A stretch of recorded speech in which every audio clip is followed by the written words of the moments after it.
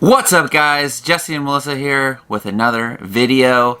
This video is going to be all about internet in Baja. We recently spent over a month in Baja exploring all the little towns, all the little places, and in this video we want to go through step by step and explain all of our different carriers, what to expect from each different carrier that we have, how to get internet in Mexico with Mexico coverage, and where you can expect to get internet and where you're not going to have internet, and some problems that we were faced with when we went down there and we were trying to work full time.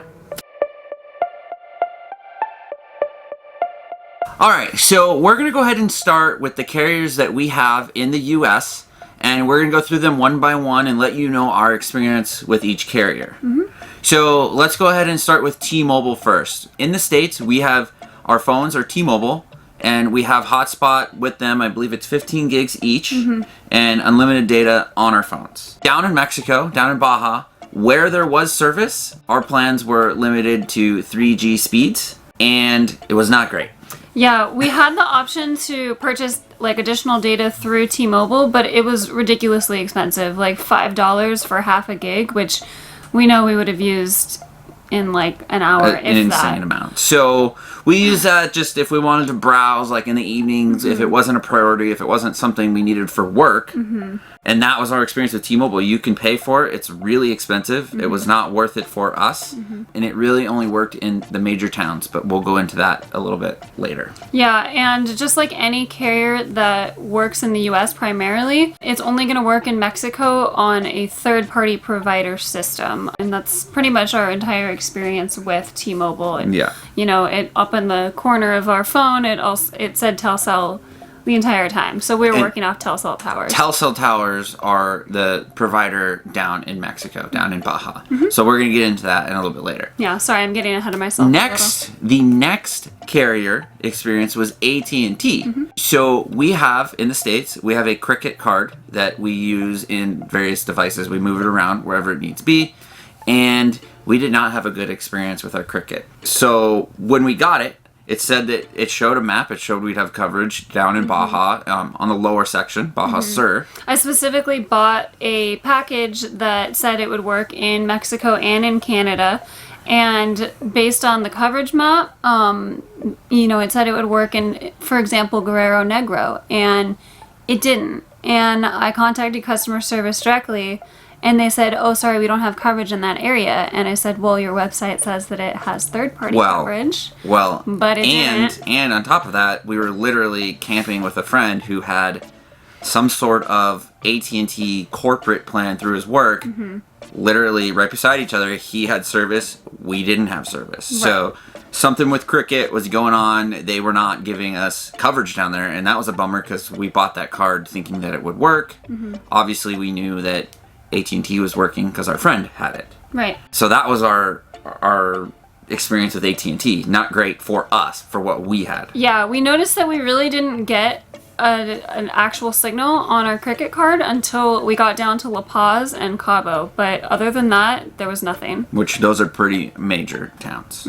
The third carrier we have is Verizon. So in the States, we have all three because it's very important to us, and that's probably one of our biggest expenses. But down in Baja, we didn't even really try our Verizon card much, to be honest. We had friends who had it, and they were using it here and there, but they weren't doing much heavy workloads with it. Yeah.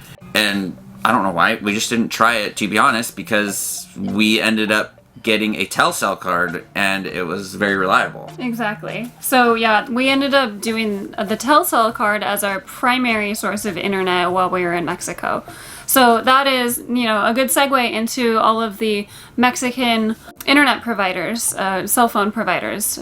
It's Telcel, Movistar, I don't know how to say it, and AT&T Mexico. Those are the three main providers that you'll find. We got Telcel cards because we had heard that they had the widest coverage. It's kind of like Verizon's reputation in the States.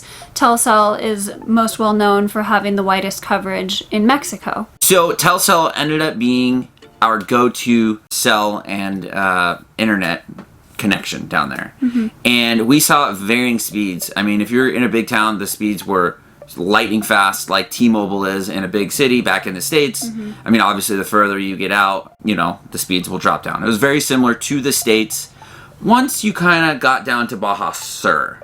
Yeah. Once you hit Baja Sur, so the second half of the Baja Peninsula, Telcel worked very well almost everywhere, and it was our go-to. So, if you're looking into how to get a Telcel card or any other Mexican cell provider, Or a chip. a chip. That's what they call them. They call them chips. Yes, by far the easiest way is to walk into an OXXO store, which is basically like a 7-Eleven in Mexico. It's spelled OXXO. I don't know if that's the right way to pronounce it. We're running with it. OXXO, and they're all over the place, just like 7-Eleven. So they're not hard to find. Yeah, we went to one in San Felipe before we ventured any further south, as we knew that large swaths of Baja are very undeveloped and there's really nothing there. So More mom and pop stuff. You're not going to see as many chains in the smaller towns. Exactly. So we saw one in San Felipe, we hit it, and we went in and we got our chip. Our chip. Yeah, so they call a SIM card a chip down in Mexico. So you just walk in, walk up to the counter, tell them that you want a Telcel card or chip, and they have a couple different plans that you can then buy with it. But every little card will come with a packet and a phone number on the back, and it comes with basically enough data loaded onto it that you can then buy more data for your package. So it's kind of weird. Like, you have to have a little bit of data preloaded on the card in order to buy more data, unless you have a Wi-Fi signal. So if you're going to use it in just a regular phone, you can always hotspot off of your phone. Always make sure that you're going to have an unlocked phone. You don't want it locked to any carrier, because then if you stick another carrier's SIM card in that phone, it's not going to work. So if you want to buy a pay-as-you-go plan in Mexico, it's called Recarga.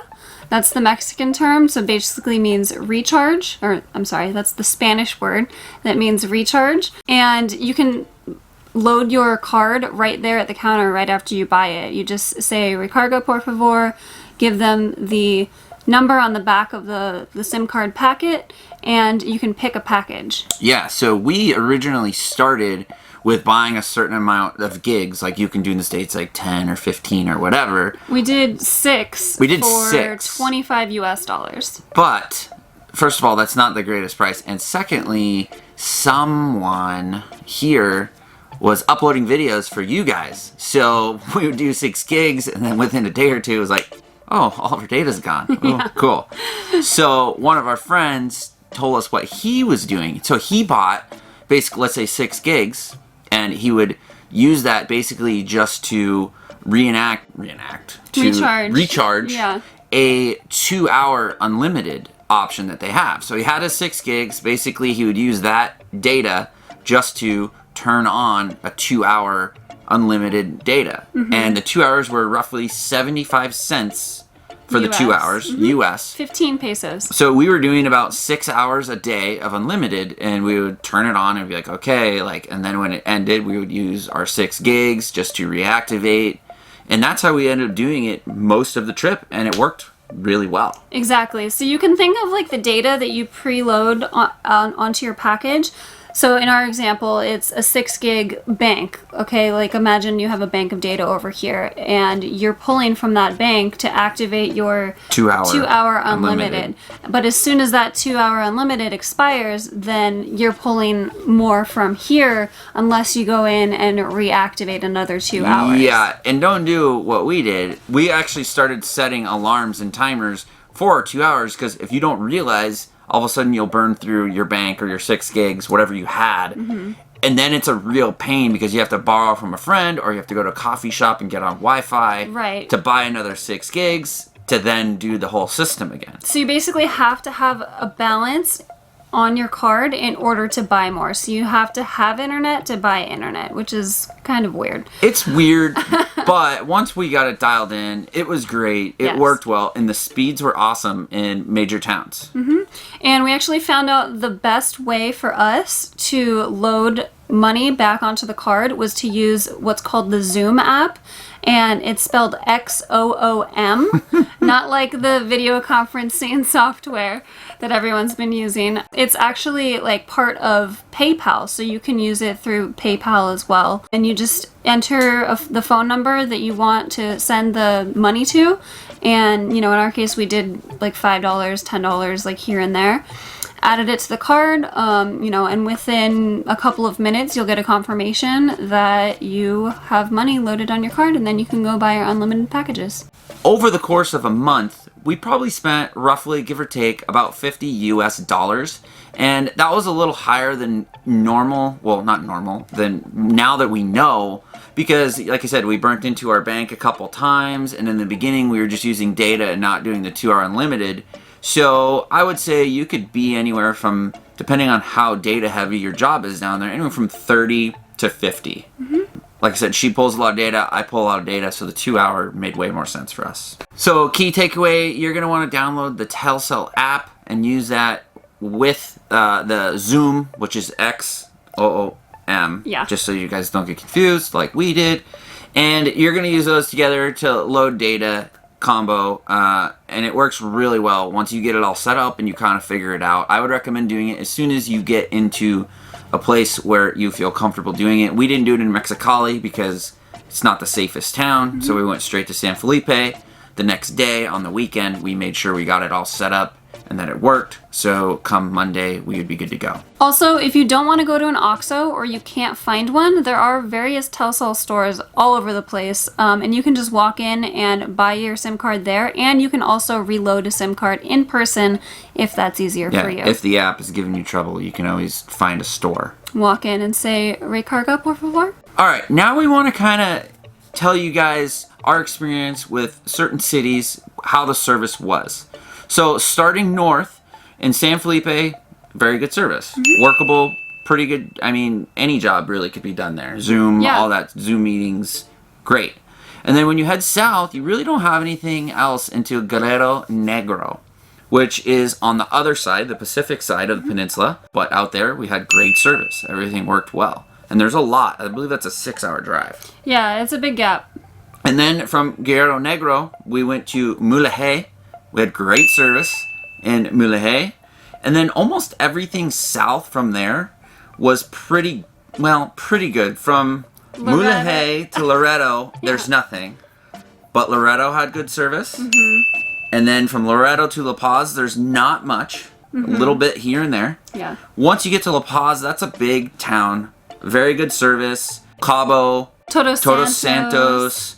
Everything kind of down in the lower portion has good service if you're in somewhat of a decent town. In between, you might not have it, but, for the most part, if you're working, you're going to need the service, so you're going to be somewhat close to those towns. Yeah. I will say that the internet service in Mexico is either feast or famine. It's either going to be completely dead or it's going to be really fast. We had all sorts of speeds. Yes, and most of the time it was really, really fast. It was really good, yeah. Especially like if you could see a cell tower, you're probably golden. Good. Another thing that we used a few different apps to kind of judge the service before. People leave reviews on iOverlander. That was very helpful. And then what was the one that you use that shows coverage maps? So I'm a big fan of Speed Test by Ookla. They have an actual app that I use a lot, and I use the tool to check like their coverage map. OpenSignal has a version of that as well. I'm a huge fan of both of those, and I use them regularly. It's just a good idea to have something like that so you can get an idea of what the reception might be like. What to expect. Exactly, before you get somewhere. And then always test, like as soon as you get there, and make sure it'll work for your needs. Always run a speed test. All right, as always, if all else fails and none of those options that we mentioned before are going to work for you for whatever reason, you might find yourself stuck relying on satellite internet. We did. Campground Wi-Fi, coffee shop Wi-Fi. It's obviously not the best bet. You never know when it's going to go down. You have no control over it. But we did have to use that a few times, and it worked out quite well. Saved our butts, for sure. Absolutely. We found ourselves sitting in a little coffee shop or a breakfast cafe, having a little breakfast. Or a campground. and- It wasn't bad, to be honest, but you know, it's satellite internet. So it's good until it's gone. And what we mean by that is, you know, it has to pick up a signal from a satellite and then it's connected. It's great. And then there's a big gust of wind. Internet gone. Yeah, so in the Bay of LA in particular, the only internet option out there is satellite. There's nothing else. But it did work for us for about a day and a half. It did, and but we got work done, but it cut out a lot. It got way too windy. The latency speeds are terrible with traditional satellite internet, so, you know, we're just hoping that Starlink gets their Oh my God, Starlink. gets their stuff together soon. Starlink. Fingers crossed. But I feel like that pretty much covers the internet. If you guys have any questions about any town in particular, anything about reloading a card or anything like that, please let us know in the comments. And like always, Thanks for joining our adventure endeavor.